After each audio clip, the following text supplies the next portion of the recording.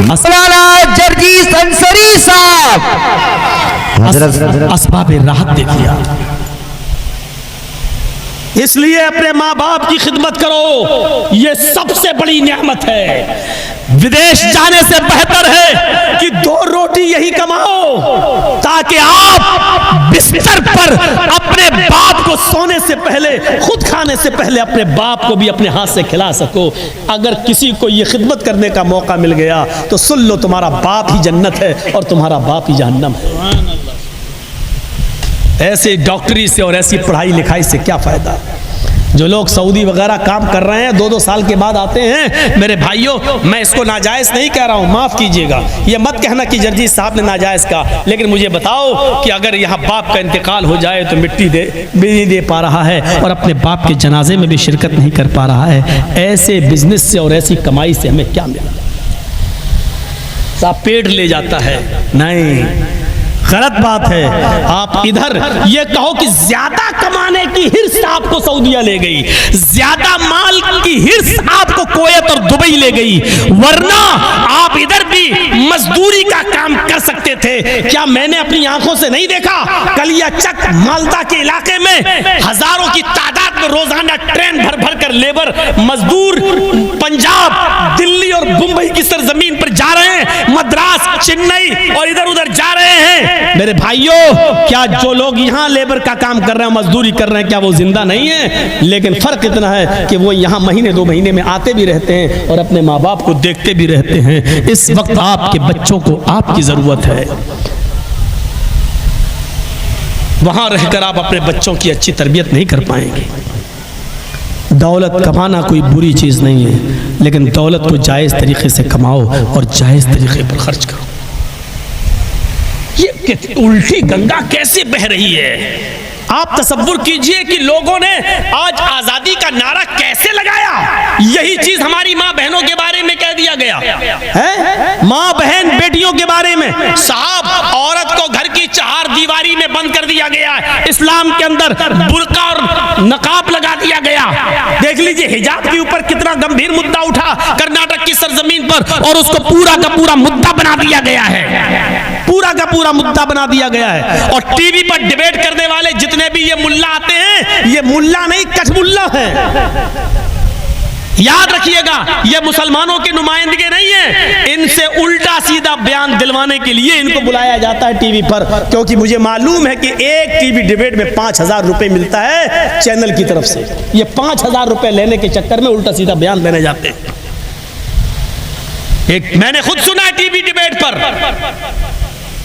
नाम नहीं लूंगा उस मौलवी का, एंकर कह रही है साहब क्यों तो आप ठेकेदार बने बैठे इस्लाम के, क्यों आपने बुर्का एक औरत के चेहरे पर, नकाब एक औरत के चेहरे पर डाल दिया और उसकी तरक्की की राह में रुकावट आप बन रहे हैं। तो वो मौलाना जवाब इसका क्या दे रहा है कि साहब आपको क्या एतराज है, हम किसी के घर तो नहीं जा रहे कहने के लिए कि पर्दा करो, लेकिन अगर कोई लड़की अपनी मर्जी से हिजाब पहनकर जाना चाहती है तो क्यों उसको रोका जा रहा है? हमारा कानून ये कहता है कि अगर लड़की अपनी मर्जी के कपड़े पहन सकती है तो वो अपनी मर्जी से हिजाब भी पहन सकती है। यहां इस जवाब की जरूरत नहीं थी।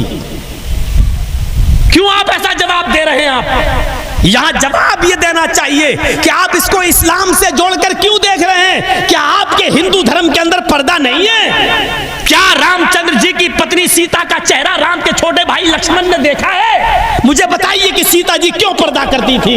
यहां अगर यह बात कह दी जाती तब देख लेते कि टीवी एंकर वाली जो मोदी की हड्डियों पर पल रही है और मोदी की डाली हुई हड्डियों पर वो परवान चल रही है, देखिए कैसे बिलखने लगती और कैसे कूदने लगती। लेकिन इन कठमुल्लाओं के मुंह से ये जबान नहीं खुलती है। मैं डंके की चोट पर कहता हूं कि रामचंद्र की पत्नी सीता भी पर्दा करती थी और राम की पत्नी सीता का चेहरा राम के छोटे भाई लक्ष्मण ने भी नहीं देखा। एक देवर भाभी का पर्दा जो हिंदू धर्म के अंदर है वही इस्लाम में है। अलहम्दुल मौत, भाभी को देवर से भी पर्दा करना पड़ेगा, इसलिए कि देवर भाभी के लिए मौत है। मैं चीखता रहा, चिल्लाता रहा, मुझे डिबेट में बुलाओ, हमको नहीं बुलाया। तुम मंत्र पढ़ दोगे, तुम ये कर दोगे, तुम पूरा माहौल खराब कर दोगे, तुम हिंदू मुस्लिम ला दोगे, तो फिर तुम अपनी मर्जी के कठमुल्लाओं को बुला रही हो। अब वो बेचारा कहता हमारे मजहब में, उसको कहो इस्लाम से क्यों जोड़ रही हो? क्या तुम्हारे धर्म में पर्दा, क्या तुम्हारे धर्म में बेपर्दगी है? क्या तुम्हारे धर्म के अंदर ये शॉर्ट कपड़े हैं? क्या तुम्हारे धर्म के अंदर ये लिखा है कि स्कर्ट पहनकर कोई लड़की बाहर निकले? अगर तुम्हारे धर्म में इसकी इजाजत नहीं है तो हमारे धर्म में इसकी इजाजत नहीं है, तो आप इसको इस्लाम को क्यों बदनाम कर रहे हो? यहां पर यह डिबेट होनी चाहिए, यह डिबेट। पर्दा हमारे इस्लाम का एक पार्ट है, हिस्सा है। हम किसी औरत के घर नहीं जाएंगे कहने के लिए कि पर्दा करो, लेकिन अपने जलसों में हम कहेंगे जरूर कि पर्दा करो। जिसका दिल चाहे करे, जिसका दिल चाहे न करे, लेकिन पर्दा खत्म नहीं हो सकता है। अजीब हाल है, अजीब हाल है कि आप कह रहे हो कि पर्दे को, औरतों को रूढ़िवादी कह रहे हो, कैद कर दिया एक लड़की को घर की चार दीवारी के अंदर। मैं आपसे पूछना चाहता हूं, आपने लड़की को कितनी इज्जत दी घर से बाहर निकालकर? आप मुझे बताइए, आप मुझे बताइए कि कितनी इज्जत दी? ये गोदी की मीडिया बताए और ये पापा की परियां बताए कि तुमने औरतों को कितनी इज्जत दी है। 2 रुपए का साबुन भी अगर बिकता है तो जब तक आधी नंगी लड़की का फोटो ना लगाओ तब तक वो नहीं बिकता है। ये तुमने इज्जत दी है एक औरत को। अल्हम्दुलिल्लाह इस्लाम ने औरत के जिस्म पे कपड़ा डाला है और गोदी मीडिया ने कपड़ा उतारा है। ना डरते हैं मौलाना जर्जी ढाल से, ना तलवार से, डरते हैं तो सिर्फ परवरदिगार से। ना हमने उनके जिस्मों पर कपड़ा डाला है, हमने उनकी इज्जत और आबरू की हिफाजत की है, और तुमने उनके जिस्मों से कपड़ा उतारा है। जो लड़की जितना नंगा कपड़ा पहनकर शो में आती है उसको उतना ही बड़ा अवार्ड दिया जाता है। ये तुमने औरत को इज्जत दी है। तुम लड़की को सम्मान नहीं दे रहे हो, लड़की को नंगा करके बता रहे हो कि तुम्हारी हैसियत ये है। हम तुम्हें इज्जत तब देंगे जब तुम अपने जिस्म से जितने ज्यादा कपड़े उतारोगी। ये तुमने औरत को इज्जत दी है और फिर हमसे कहते हो कि चार दीवारी में कैद कर दिया है। वाह साहब, एक औरत घर के अंदर अपने भाई के लिए खाना बनाए तो ये कैद है। एक लड़की अपने बाप के कपड़े धोए घर के अंदर तो ये कैद है। एक लड़की अपनी माँ की खिदमत करे तो ये कैद है। एक लड़की अपने बेटे को अपनी पिस्तान का दूध पिलाकर टाई लगाकर स्कूल में भेजे तो ये कैद है। और तुमने नौकरी के नाम पर इस लड़की को होटलों में और क्लबों में भेज दिया है, जहां वो होटलों में गैर मर्दों के बिस्तर बिछाती है तो ये आजादी है। गैर मर्दों से मुस्कुरा मुस्कुरा कर बात करके सामान बेचती है दुकान पर तो ये आजादी है। तसव्वुर करो, अपने घर में अपने बाप और बेटे और भाई की खिदमत करना कैद लगता है तुम्हें, और गैरों के सामने मुस्कुरा मुस्कुरा कर बातें करने वाली को आजादी दिखाई देती है तुम्हें। अगर ये अकल है तुम्हारी तो तुम्हारी अकल में भूसा भरा है, तुम्हारी अकल भ्रष्ट हो चुकी है। तुम हमको कहते हो रूढ़िवादी, तुम्हारी अकल में भैंस का गोबर भरा हुआ है। तुम्हें तुम्हारी अकल मुबारक हो, हमें नहीं चाहिए ऐसी अकल। ऐसी अकल पे तो मौलवी जर्जीस अपना जूता उतार के मारना भी गवारा नहीं करेगा, नहीं करता है ऐसी अकल पर। हमें वो इज्जत प्यारी है घर में रहकर जो अपने बाप की खिदमत करे, अपने बेटे की खिदमत करे, अपने भाई की खिदमत कर ले, अपने भाई के लिए खाना बनाए। ये मुझे उस खिदमत से ज्यादा अच्छी लगती है जो गैरों के बिस्तर बिछाए और गैरों से हाथ मिलाए और गैरों के साथ घूमने जाए और दुकानों पर बैठकर मुस्कुरा मुस्कुरा कर अपने सामान को गैरों के सामने मुस्कुरा मुस्कुरा कर बेचे और उनको अपना जश्न दिखाए। मुझे उससे बेहतर लगता है कि अपने घर में रहकर अपने माँ बाप की खिदमत करें। तुम्हें कैद दिखाई देती है ये? तुम इसको इज्जत कहती हो? हमारे बहुत से लोगों को बुरा लगेगा क्योंकि हमारी भी बच्चियां तो नौकरियां कर रही है सरकारी डिपार्टमेंट में, हमने भी तो उनको आज़ादी दी है। अब लगेगा तो लगेगा, इसमें हम क्या करेंगे? हम मजबूर हैं, हम कर क्या सकते हैं? कुरान और हदीस बताना हमारा काम है। सुन लो, 2 डिपार्टमेंट होते हैं, एक घर के अंदर और एक घर के बाहर। अल्लाह ने मर्द को घर के बाहर का डिपार्टमेंट सौंपा है और औरत को घर के अंदर का डिपार्टमेंट सौंपा है। काम अलग अलग है। डिपार्टमेंट दो हैं, शोबे दो हैं, एक घर के अंदर का है, एक घर के बाहर का है।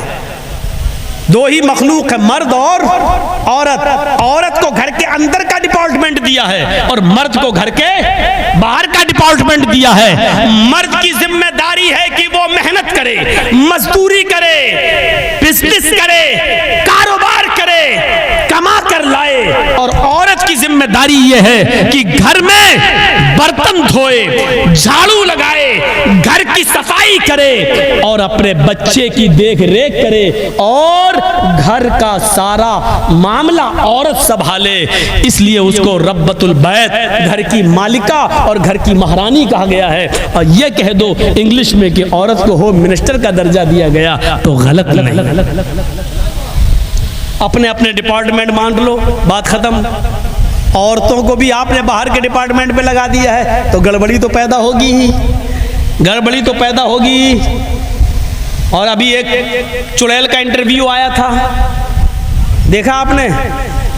बड़ी चल रही है इस वक्त, मेहरबानियां हैं चौकीदार की। उसका नाम है कंगना रनावत। उसका इंटरव्यू आया था और उसने अपने इंटरव्यू में कहा कि मुझे इतनी ऊंची जो पोस्ट मिली है, आज मैं जो यहाँ तक पहुँची हूँ, आज मैं इतने बड़े ओहदे पर, आज इतने जो हमें बड़ी एजाज जो मिला है, आपको क्या मालूम है? कपिल शर्मा शो में आके उसने कहा था कि आपको क्या मालूम है, मुझे इस रास्ते तक और इस कामयाबी तक, इस तरक्की तक आते हुए कितने लोगों के बिस्तरों को गर्म करना पड़ा, ये आप क्या जाने। ये दी है आपने एक औरत को इज्जत, ये दी है एक औरत को मकाम। और इस्लाम ने एक औरत को क्या इज्जत दी है वो आप जानते हैं? इस्लाम ने एक औरत को ये इज्जत दी है कि आप अपनी बहन, अपनी बेटी को अगर घर में उसकी अच्छी परवरिश और तरबियत करते हैं और कोई शख्स तुम्हारे घर में घुस जाए और तुम्हारी बहन तुम्हारी बेटी के साथ, तुम्हारी बीवी के साथ रेप करना चाहे, जबरदस्ती करना चाहे, उसकी इज्जत व आबरू से खेलना चाहे, तो तुम उससे लड़ जाओ, लड़ जाओ। लड़ते लड़ते यहां तक कि अगर तुमने उसको कत्ल कर दिया है तो तुम गुनाहगार नहीं होगे। यानी अपनी बहन, अपनी बेटी और अपनी बीवी की इज्जत व आबरू को बचाते हुए अगर आपने उसको मार भी दिया और कत्ल भी कर दिया तो आपको सजा नहीं मिलेगी। इज्जत व आबरू को इस हद तक बचाया है इस्लाम ने एक औरत को। और यहाँ तो कई लोगों के बिस्तरों को गर्म करने के बाद एक लड़की को तरक्की मिलती है, एक लड़की को एजाज मिलता है, एक लड़की कामयाबी की सीढ़ियों को तय कर। अब अंदाजा ये आपने दिया है। कुरान करीम ने इसीलिए औरतों को हुक्म दिया, वक़रना फी बुयूतिकुन्ना, अपने घरों को लाजिम पकड़ लो और बिला ज़रूरत तुम घर से बाहर न निकलो।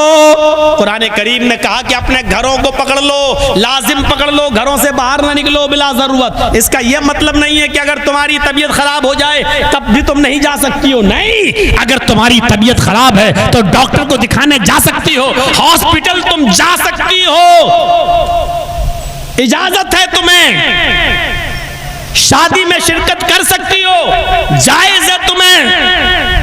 अगर तुम किसी स्कूल में पढ़ाती हो, जायज है तुम्हें। शरीयत ने सिर्फ इस बात से रोका है कि बेपर्दगी का मुजाहरा ना हो। तुम हिजाब के साथ, चेहरा छिपा कर, तुम पर्दे के साथ स्कूल में भी जा सकती हो, मदरसों में भी जा सकती हो, पढ़ने भी जा सकती हो और डॉक्टर को दिखाने भी जा सकती हो, अपनी नानी और अपनी खाला और अपनी चाची के घर भी जा सकती हो। लेकिन शर्त यह है कि बेपर्दगी का मुजाहरा नहीं होना चाहिए। यह है इस्लाम।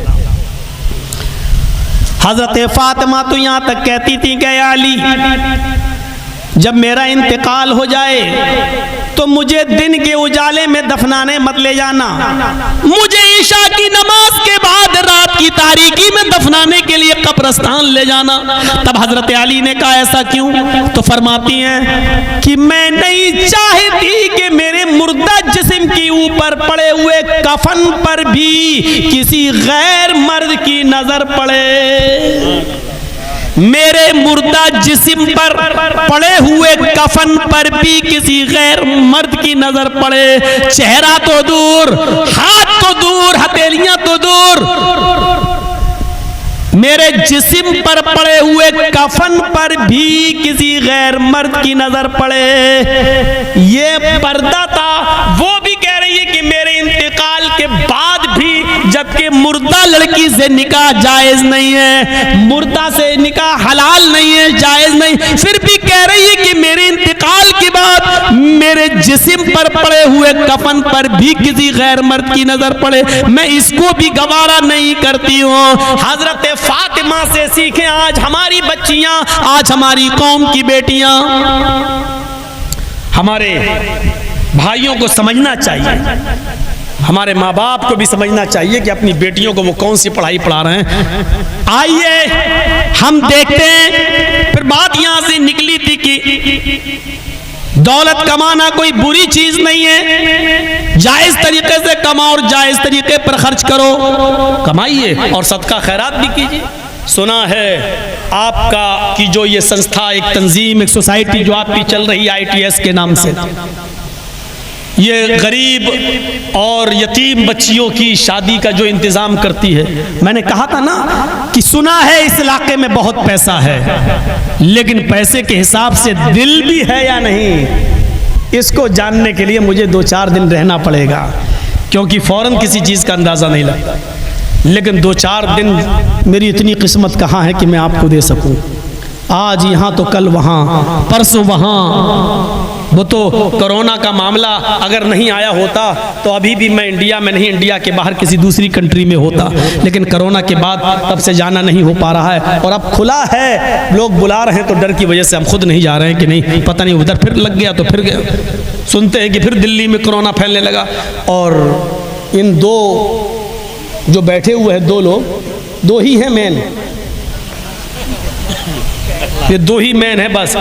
इनका कोई भरोसा नहीं है कि ये कब फिर लागू कर दें कोई चीज़, क्योंकि ये सर्जिकल स्ट्राइक करते हैं अचानक, नोटबंदी अचानक, फला चीज़ अचानक, ये अचानक फिर कब कर दें, कहीं विदेश में लटक ना जाएं कहीं कि इंडिया में आने के बंद ही कर दें। तो कभी कभी ये डर भी लगता है, क्योंकि इन दोनों की खोपड़ी पूरी दुनिया की खोपड़ी से अलग है, तो इसलिए थोड़ा सा डर भी महसूस होता है। तो मेरे भाइयों, वो ये देखना पड़ेगा। लेकिन चलिए, हमको तो बताना है, बता देता हूँ। कुरान करीम की एक आयत पढ़ता हूँ, ज़रा सुन लीजिएगा, बड़ी प्यारी आयत है। वसारिउ इला मग़फ़िरतिम मिन रब्बिकुम व जन्नतिन अर्ज़ुहस समावाति वल अर्ज़ उइद्दत लिल मुत्तक़ीन। तर्जमे पर गौर कीजिए, मीनिंग, सारिउ इला मग़फ़िरतिम मिन रब्बिकुम, अपने रब की मग़फ़िरत, अपने रब की बख्शिश की तरफ जल्दी करो, दौड़ो। व जन्नतिन, और उस जन्नत को पाने के लिए भी दौड़ो। अर्ज़ुहस समावाति वल अर्ज़, जिसकी लंबाई और चौड़ाई जमीन और आसमान के बराबर है। गौर कर रहे ना? सुनिए, मैं बहुत आसान हिंदी में बोल रहा हूँ, अब जिसको जाना हो वो जाए, जिसको बैठना हो तो थोड़ा सा और सुन ले, बड़ी अच्छी बात बताने जा रहा हूँ।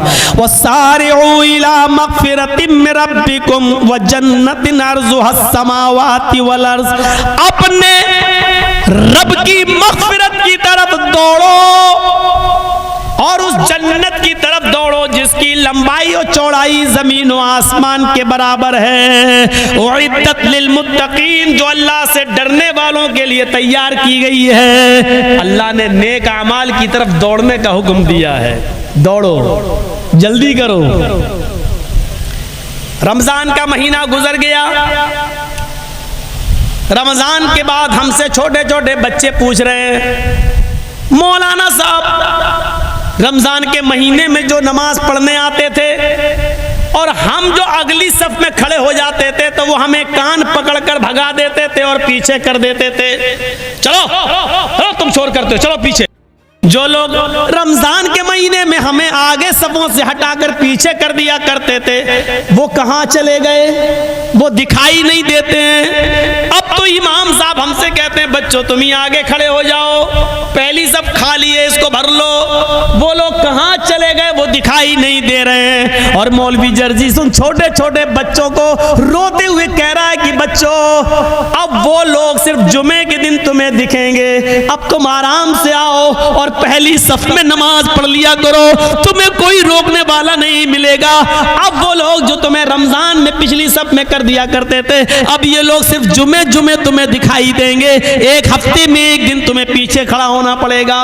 अंदाजा लगाइए, रमजान के बाद जो अगली सफों से बच्चों को भगा दिया करते थे रमजान में, आज वो खुद भाग गए, आज उनका पता नहीं है। जिन बच्चों को भगाया जा रहा है उन बच्चों को देख लो कि वो आज भी रमजान के गुजर जाने के बाद नमाज पढ़ रहे हैं, आज भी वो नमाज अदा कर रहे हैं। और मस्जिद का इमाम उनसे कहता आगे खड़े हो जाओ, तुम ही हमारी मस्जिद की लाज बचा लो, तुम ही हमारी मस्जिद की आबरू बचा लो। ये हाल हो गया आज हमारा। फिर कहते हैं कि साहब हमारी मस्जिदों से माइक हटाए जा रहे हैं, ये किया जा रहा है, इसके जिम्मेदार भी तो हम और आप हैं। 3 लाख मदरसे पूरे हिंदुस्तान में, 5 लाख मस्जिदें, 50 लाख उलमा, 25 से 30 करोड़ मुसलमान। हाय हाय हाय, गौर किया आपने? 3 लाख मदरसे, 5 लाख मस्जिदें, 50 लाख उलमा, 25 से 30 करोड़ मुसलमान, और इसके बावजूद मस्जिदों में नमाज पढ़ने वाले 2%, सिर्फ 2% या 98% मस्जिदों में नमाज पढ़ने वाले है ही नहीं। इसीलिए तो राज ठाकुर बंबई से चिल्ला रहा है कि तुम 98% खुद मुसलमान नमाज नहीं पढ़ रहे हैं और हम 100% भी नमाज नहीं पढ़ रहे हैं, तो इन 2% के लिए हमारी रात की नींदें तुम क्यों खराब कर रहे हो? हमें क्यों उठा रहे हो? हमें क्यों चिल्ला चिल्ला कर बेदार कर रहे हो? हमारे बच्चे इम्तिहान की तैयारी करते हैं, उनकी नींद खराब हो जाती है, फिर वो एग्जाम नहीं दे पाते सही से, उनकी नींदें क्यों खराब कर रहे हो आप? ये 2% मुसलमानों को जगाने के लिए आप 98% लोगों की नींदें आप क्यों खराब कर रहे हैं? क्या जवाब है हमारे पास सिवाय इसके कि साहब पहले से होती आ रही है, हम अभी भी देंगे? इसके अलावा कोई जवाब है आपके पास? कोई जवाब नहीं आपके पास। इन हालात के जिम्मेदार हम और आप खुद हैं। क्या गलत बोल रहा है राज ठाकुरे? मैं तो समझता हूं कि उसकी बातों में एक सच्चाई है। अलग बात है कि वो राजनीति के तौर पे बोल रहा है, उसने ये बात हमें समझाने के लिए कही होती तो अलग बात थी। वो अपनी राजनीति सेकने के लिए, और चूंकि बीजेपी महाराष्ट्र में गठबंधन किसी से करना चाहती है, इसलिए वो राज ठाकुरे को उकसाकर इस तरीके का बयान दिलवा रही है, क्योंकि राज ठाकुरे को अपनी मुर्दा जमीन जिंदा करना है, इसलिए ये बयान दिए जा, ये मैं समझ रहा हूं। लेकिन उसकी बात में किसी हद तक सच्चाई है कि आखिर 2% लोगों के लिए 98% लोगों की नींद क्यों खराब कर रहे हैं आप? आपके यहां गवर्नमेंट अच्छी है, आप आसान दीजिए, 10 नहीं 20 माइक लगा दीजिए, आपको कोई कुछ कहने वाला नहीं है। लेकिन दूसरों के बारे में सोचिए। मुसलमान सच्चा वो होता है जो अपने नहीं दूसरों के बारे में ज्यादा सोचता है। क्या कहा? नेक अमाल में आगे बढ़िए। अल्लाह ने ये नहीं कहा इस आदमी की बिल्डिंग बहुत अच्छी बनी हुई है, तुम उससे अच्छी बिल्डिंग बनाने में आगे बढ़ो, इसकी 2 दुकानें, तुम तीसरी दुकान खोलने की कोशिश करो, ये नहीं कहा। बल्कि ये कहा अपने रब की मग़फ़िरत की तरफ आगे बढ़ो।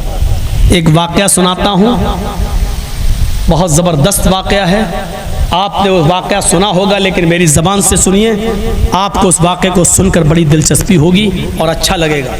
सुनिए, ग़ज़वा तबूक, अल्लाह के नबी के ज़माने में एक ग़ज़वा हुआ, उस ग़ज़वे का नाम है ग़ज़वा तबूक।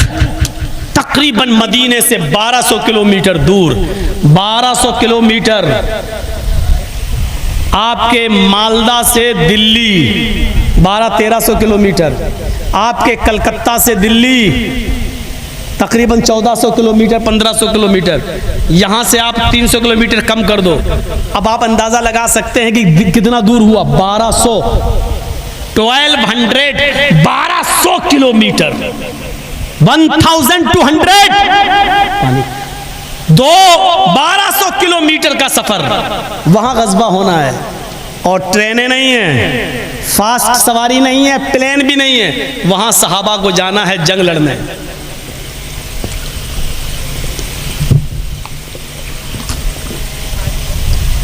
और सहाबा किराम का गुजर बसर किस पे होता है? खजूर के खेतियों पर। स्पीड मेरी कम हो गई ताकि समझाऊं। खजूर की खेतियों पर, खजूर की खेती, खजूर पका हुआ है, बस कल परसों हमारा कटने वाला और बाजार में बिकने वाला है। यही खजूर की फसल जो आज तैयार हुई है, इसी पर हमारे पूरे साल की मईशत का दारोमदार है। पूरे साल इसी से हमें अपने घर का खर्चा निकालना है। और इसी वक्त हुक्म होता है कि जंग के लिए निकलो। सोचो, अपने खजूर खड़े रहने दो, बागात लगे रहने दो, लेकिन तुम्हें जंग के लिए निकलना। अरे हम क्या जाने ईमान क्या चीज है। ये तो जलसों में उठ रहे हैं, भाग रहे हैं, दौड़ रहे हैं, जिसका दिल चाह रहा जा रहा, जिसका दिल चाह रहा बैठ रहा। हम क्या जाने इस्लाम की मोहब्बत क्या है। सहाबा से पूछो कि उनके सरों पर बैठी हुई मक्खी जब बैठ जाती थी तो वो अल्लाह के रसूल जब स्पीच देते थे, बोलते थे, तो वो सरों की मक्खी भी नहीं उड़ाते थे कि कहीं खलल ना हो जाए, डिस्टर्ब ना हो जाए। ये हमारा ईमान है। जब चाहो उठ जाओ, जब चाहो बैठ जाओ, जब चाहो चले जाओ। ये हमारा इस्लाम है, हमारा ईमान है। क्योंकि हमने मोहम्मद का इस्लाम समझा ही नहीं, हमने इस इस्लाम को अपने बाप दादा का दीन समझा। ये हमारा तसव्वुर है। अल्लाह के नबी ने कहा इन बागात को ऐसे ही खड़ा रहने दो। साहबा ने ये नहीं कहा साहब पूरे साल हमारे बीवी बच्चे इसी के खर्चे से खाएंगे पिएंगे। का कोई बात नहीं, आपने कह दिया आमन्ना सद्दक़ना। और गर्मी इतनी कि आसमान से आग बरस रही है और जमीन से अंगारे उगल रही है। ऐसी सख्त गर्मी, और अल्लाह के नबी कह रहे हैं जंग के लिए निकलो। सहाबा इकट्ठे हो गए। सुनिए, अब आपके माल की मोहब्बत देखना चाहूंगा मैं। आपसे अभी मांगूंगा नहीं मैं, लेकिन देखूंगा कि आपने इस तकरीर के बाद आपके अंदर ईमान क्या पैदा हुआ है और जज्बा क्या पैदा हुआ है। ITS वालों, मैं तुम्हें फोन करके पूछूंगा कि बताओ मेरी तकरीर के बाद गरीब और यतीम लड़कियों की शादी जो आप कराते हो उसमें कुछ मामले में इजाफा हुआ या नहीं हुआ। ये मैं बाद में तुमसे फोन करके पूछूंगा। या सिर्फ शौक है आपको जलसा कराने का? तो सुन लो, अगर शौक था तो उसमें आप कामयाब हो गए। जर्जी साहब को बुलाने की तमन्ना थी तो उसमें आप कामयाब हो गए। अब शौक के सवा ये देखना है कि जर्जी साहब ने जो बोला है, जो कुरान और हदीस सुनाई है, उस पर आप कितना खरे उतरते हैं। अब इस इम्तिहान का वक्त है आपका। एक इम्तिहान में आप कामयाब हैं, दूसरे इम्तिहान को में आप देखते हैं क्या है।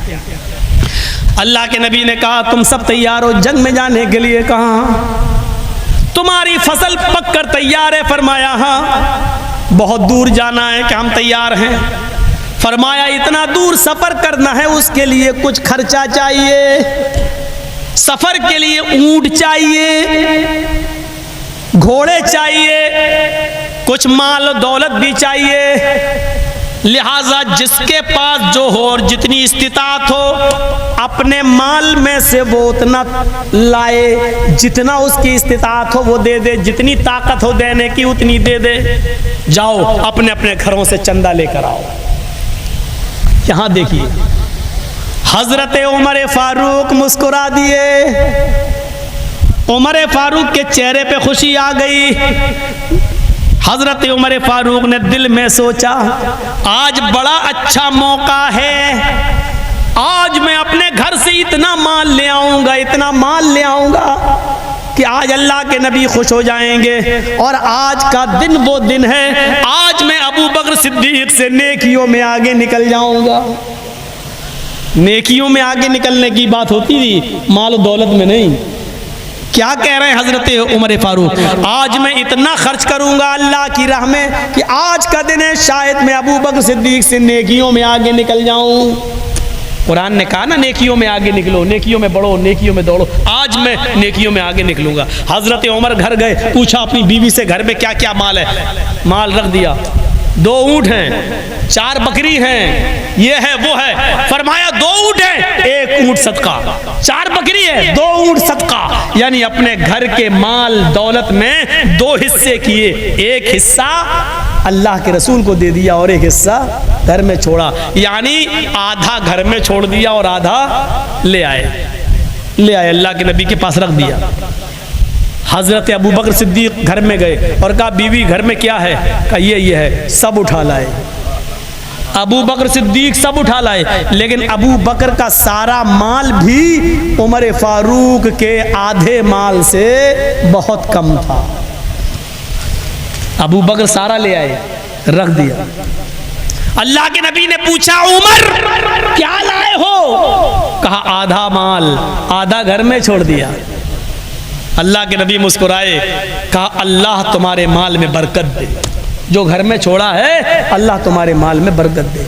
पूछा अबू बकर, अच्छा ये लाए हो, तो घर में क्या छोड़ा है? अबू बकर उमर से पूछा, ये लाए घर में क्या छोड़ा? हजरत उमर ने कहा आधा लाया, आधा घर में छोड़ा। कहा अल्लाह बरकत दे तुम्हारे माल में। अबू बकर तुम क्या लाए हो? कहा ये रखा है। कहा अच्छा कितना लाए हो? कहा सब ले आया। सब ले आए हो तो घर में क्या छोड़ा? कुछ तो छोड़ा होगा। फरमाया हाँ छोड़ा है ना। कहा क्या?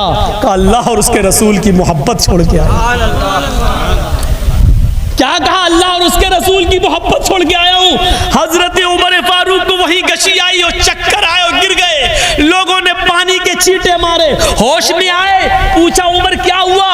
उमर फारूक ने सोच कहा, आज दिल ने पहली बार कहा था कि उमर आज तू इतना माल सदका करेगा कि शायद आज तू अबू बकर से नेकियों में आगे निकल जाएगा। लेकिन आज मैं यकीन के साथ कह सकता हूं कि आए अबू बकर, मैं उमर पूरी जिंदगी कुछ भी करता रहूं, लेकिन उमर अबू बकर की नेकियों से कभी आगे नहीं निकल सकता। आए अबू बकर, मैं तुमसे नेकियों में कभी आगे नहीं निकल सकता। तुम अपने घर का सारा ले आए हो, मेरा आधा है फिर भी तुम्हारे माल से ज्यादा, लेकिन आधा तो मैंने घर में छोड़ा, आपने तो कुछ नहीं छोड़ा है। आपका सारा माल ये बतला रहा है कि अबू बकर, मैं नेकियों में तुमसे कभी आगे नहीं निकल सकता। वहाँ मुकाबला होता था, लेकिन दौलत में एक दूसरे से आगे बढ़ने का नहीं। वहाँ मुकाबला ये होता था कि तुमने तहज्जुद की नमाज आधी रात पढ़ी, हम पूरी रात पढ़ेंगे। तुमने कुरान इतना पढ़ा, हम तुमसे ज़्यादा पढ़ेंगे। तुमने इतनी इबादत की, हम तुमसे ज़्यादा इबादत। हम जन्नत में तुमसे अच्छा महल लेना चाहते हैं। वहाँ मुकाबला इस चीज़ का हुआ करता था। आज हमारे यहाँ मुकाबला ये है कि बेशर्मों को शर्म नहीं आती है कि आज इफ्तार भी कराते हैं लोगों का, तो उसका वीडियो बनाते हैं और व्हाट्सएप पे डालते हैं कि देखो आज हमने 100 लोगों को रोजा इफ्तार कराया।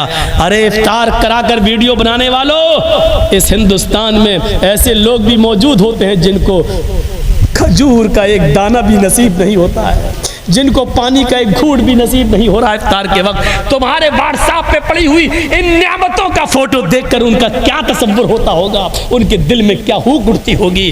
बेगैरतो, शर्म करो। कुर्बानी के बकरे लाकर तुम उसका फोटो खींचकर व्हाट्सएप पे डालकर लिखते हो कि 20,000 का मैंने बकरा खरीदा है, 20,000 की मैंने गाय खरीदी है। इस हिंदुस्तान में ऐसे गरीब लोग भी मौजूद हैं जिनके पास एक मुर्गी का 2 किलो गोश्त खरीदने का भी पैसा नहीं है। तसव्वुर करो उनके दिलों पर क्या बीती होगी।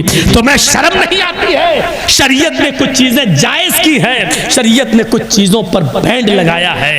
एक चीज के 2 नजरिए हैं, एक चीज के 2 नजरिए हैं। छुरी है, जायज है जब तक उससे सब्जी काटी जाए, धनिया और मिर्च काटी जाए, लेकिन छुरी नाजायज है जब उससे एक इंसान का मर्डर और कत्ल किया जाए। जबान से बोलना जायज है जब तक ये सुभान अल्लाह, अल्हम्दुलिल्लाह और अल्लाहु अकबर ये जुमले अदा करे। ये जबान उस वक्त चलाना हराम है जब इस वक्त जबान से माँ और बहन की गालियां निकलने लगे। मेरे भाइयों, तस्वीर पासपोर्ट खींचते बनाते वक्त जायज है, तकरीर की वीडियो बना रहे हैं जायज है कि चर्ची साहब भगवानपुर में बोल रहे हैं, कल यूट्यूब के जरिए पूरी दुनिया में पहुंच जाएगी, लोग सुन लें, इस हद तक जायज है। लेकिन अब उसका ऐसा इस्तेमाल करो कि मौलवी जर्जीस साहब के साथ सेल्फी लो, उनका फोटो खींचो और अपनी दुकान पे बिठा के और गाड़ियों में फोटो लेकर अपने दोस्तों को शेयर करो कि जर्जीस साहब के साथ मैंने नाश्ता किया है। तो सुन लो, ऐसी सेल्फी इस्लाम में हराम है, ऐसा फोटो इस्लाम में नाजायज है और इस्लाम इसकी इजाजत नहीं देता है। और खुल के सुन लो, ऐसी तस्वीर तस्वीर और ऐसे सेल्फी लेने वाले कयामत के दिन सबसे ज्यादा सख्त अज़ाब के मुस्तहिक होंगे, क्योंकि ये फरमान किसी मौलवी का नहीं, मोहम्मद रसूलुल्लाह का है। इन्ना अशद्दन्नासी अज़ाबन यौमल क़ियामा लरजुलुन इन्ना अशद्दन्नासी अज़ाबन यौमल क़ियामा अल मुसव्विरून। कयामत के दिन सबसे ज्यादा सख्त अज़ाब उनको दिया जाएगा जो दुनिया में तस्वीरें बनाते थे, जो दुनिया में फोटो खींचते थे। ये सबसे ज्यादा सख्त अज़ाब उसको दिया जाएगा। खींचो तकरीर के बाद कितने लोग लेंगे जर्जी साहब की सेल्फी। अब जो आदमी मेरे साथ अपना फोटो लेगा उसको मैंने मना कर दिया है, अब अगर लेता है तो वो गुनाहगार होगा, हम नहीं, क्योंकि मैंने हदीस सुना दी है। हम बरियो जिम्मा हैं। ये फख्र गुरूर के छोड़ो, मुझे पीर बनाने की कोशिश मत करो, मत बनाओ। मोहम्मद रसूलुल्लाह ने भी यही कहा था, मुझे हद से आगे मत बढ़ाओ, ला तुतरूनी कमा तरतिन नसारा। जैसे ईसाइयों ने ईसा को अल्लाह का बेटा बना दिया, तो मुझे हद से आगे मत बढ़ाओ। मैं अल्लाह का रसूल हूँ और अल्लाह का बंदा हूँ। इन्नी अब्दुल्लाह व रसूल, मैं उस अल्लाह का बंदा हूँ, उसका रसूल हूँ। बस मुझे अल्लाह का बंदा कहो और अल्लाह का रसूल। मेरे भाइयों, मेरे नाम के आगे लंबे चौड़े अलकाब मत जोड़ो। हजरत, मौलाना, किबला, दामद, बरकातुहू और क्या क्या चतुर्वेदी और फला फला, ये सब अलकाब से तकब्बुर की बू आती है। ये सारे अलकाब इंसान के अंदर घमंड पैदा करते हैं। इन चीजों को बंद करो। ज्यादा से ज्यादा आप कह दीजिए मौलाना जर्जीस, ज्यादा से ज्यादा कह दीजिए अंसारी। इसके आगे दामद, बरकातुहू, किबला और वो क्या क्या आपने लगाया है। बहुत से लोग तो जाने क्या क्या लगा देते हैं, किबला और दामद और पता नहीं कायदे मिल्लत और इतना बढ़ा चढ़ा के लग देते, नाम लेते हैं कि लगता है ये मौलाना का नाम नहीं, पूरे खानदान का नाम लिया जा रहा है जलसे के अंदर। तो मेरे भाइयों, पीर बनाने की कोशिश मत करो। सादगी इंसान को उरूज पर पहुंचाती है, वरना दुनिया में तबसरे तो तवाइफों के भी हो रहे हैं और नाम और चर्चे तो उनके भी हो रहे हैं जो ये कह रही हैं कि हमें इस मकाम पर पहुंचते हुए कितने लोगों के बिस्तरों को गर्म करना पड़ा। चर्चे तो उनको और इज्जत तो उनकी भी हो रही है। तो मेरे भाइयों, इस्लाम के मिजाज को पहचानने की कोशिश करो। हजरत अबू बकर सिद्दीक ने क्या कहा था उमर फारूक ने कि आज मुझे पता चला कि मैं अबू बकर से नेकियों में कभी आगे नहीं बढ़ सकता। और एक दिन सौदेबाजी हुई, अबू बकर से उमर फारूक ने सौदा किया। क्या सौदा किया? अरे अबू बकर सिद्दीक, आज एक सौदा कर लो। कहा क्या सौदा करते हो? मेरी पूरी जिंदगी की इबादतें तुम ले लो। आय हाय, किसने कहा? उमर ने। मेरी पूरी जिंदगी की इबादतें तुम ले लो। अबू बकर ने कहा अच्छा, और बदले में?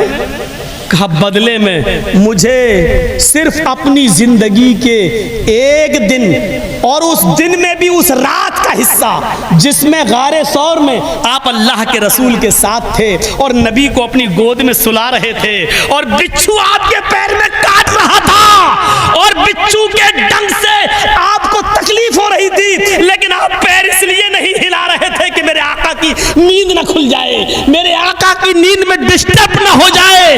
आपने उस वक्त भी पैर नहीं हिलाया। जब आपकी आंखों से आंसू गिरा और नबी के चेहरे पे गिरा तो नबी की आंख खुल गई। पूछा अबू बकर क्या हुआ? तो कहा बिच्छू ने काटा। अपना थूक लगाया और फिर आपकी तकलीफ खत्म हो गई।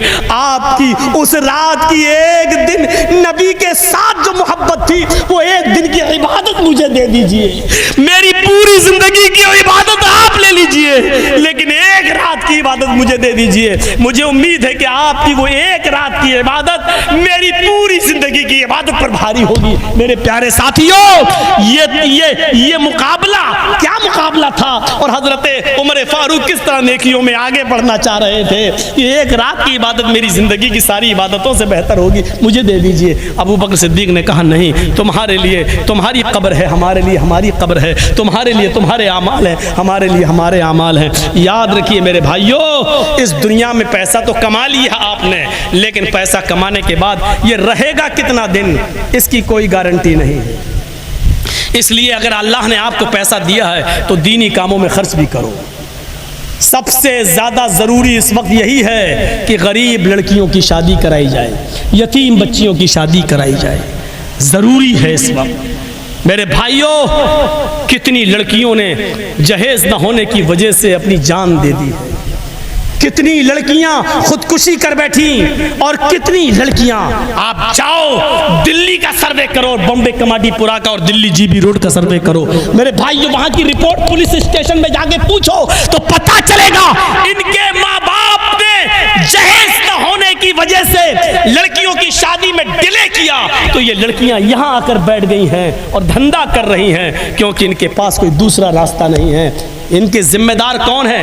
ये लड़कियां जो धंधा कर रही हैं, जो जहेज ना होने की वजह से शादियां नहीं कर सकी हैं, इनके माँ बाप नहीं। इनका गुनाह किसके सरों पर? इन अमीरों की खोपड़ियों पे लादा जाएगा जो लंबा चौड़ा जहेज अपनी बच्चियों को दे रहे हैं और गरीब लड़कियों की आहें ले रहे हैं, गरीब लड़कियों की सिसकियां निकल रही हैं। इन गरीब और यतीम बच्चियों की शादियां कराओ। आपको नहीं मालूम एक औरत कैसे कैसे आजमाई जाती है। जाअतनी साइला, बुखारी शरीफ की हदीस के अल्फाज हैं। हजरत आयशा कहती हैं कि मेरे पास एक मांगने वाली आई, मेरे पास एक मांगने वाली आई। माहा सबियान, उसके साथ दो छोटे छोटे बच्चे थे, उसके साथ दो छोटे छोटे बच्चे, एक बच्चे की उम्र 5 साल, दूसरी तरफ देखा दूसरे बच्चे की उम्र 7 साल। मेरे पास एक औरत मांगने वाली आई और उसके पास 2 बच्चे थे। वो आई और कहती शैअन लिल्लाह, घर में कुछ हो तो अल्लाह के नाम पर मुझे दे दो। हजरत आयशा ने दरवाज़ा खोला, क्या देखती है? एक औरत है, उसके 2 छोटे छोटे बच्चे। हजरत आयशा ने कहा रुको।